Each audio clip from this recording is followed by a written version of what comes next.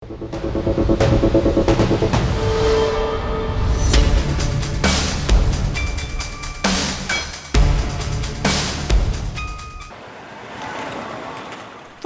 বিভিন্ন বাস স্টপেজে নির্মিত যাত্রী ছাউনিগুলোতে একসময় বসার ব্যবস্থা থাকলেও এখন সবগুলোই পরিণত হয়েছে ময়লা আবর্জনার ভাগাড়ে।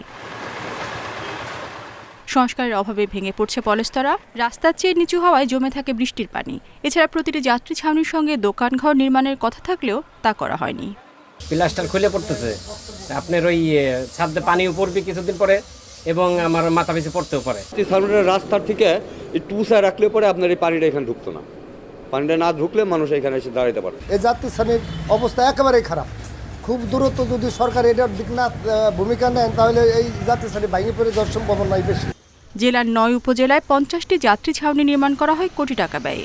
এসব স্থাপনার সংস্কারের আশ্বাস দিয়েছে জেলা পরিষদ। যাত্রী ছাউনিগুলো অনেক দিন হয়েছে বলে কিছু ক্ষেত্রে মেরামতের প্রয়োজন আছে, আমরা সেটা সামনে প্রকল্প গ্রহণ করব এবং আরও যদি নতুন কোনো জায়গায় যাত্রী ছাউনির প্রয়োজন হয় নির্মাণ করে জনসাধারণের উপকার করতে চেষ্টা করব। মাদারীপুরে নির্মিত যাত্রী ছাউনিগুলোও এখন পরিত্যক্ত। এমনকি ঝুঁকিপূর্ণ ছাউনি হলেও স্থানীয়দের অনেকেই তা দখল করে নিয়েছেন।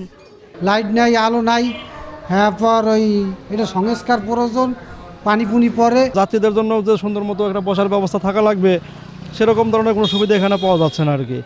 একই অবস্থা জেলার কলাবাড়ি, ভুরঘাটা, পানিছত্র, চৌরাস্তা সহ সবগুলো যাত্রী ছাউনিতেই। সংস্কার করে ব্যবহার উপযোগী করতে উদ্যোগ নেওয়ার কথা জানিয়েছে জেলা প্রশাসন। তিনটির মধ্যে একটি অধিগ্রহণভুক্ত হওয়ায় ওইটি কার্যকর নেই, বাকি দুইটি ইতিমধ্যে আমরা উদ্যোগ নিয়েছি যেন এটি যাত্রীদের কাজে ব্যবহৃত হয়।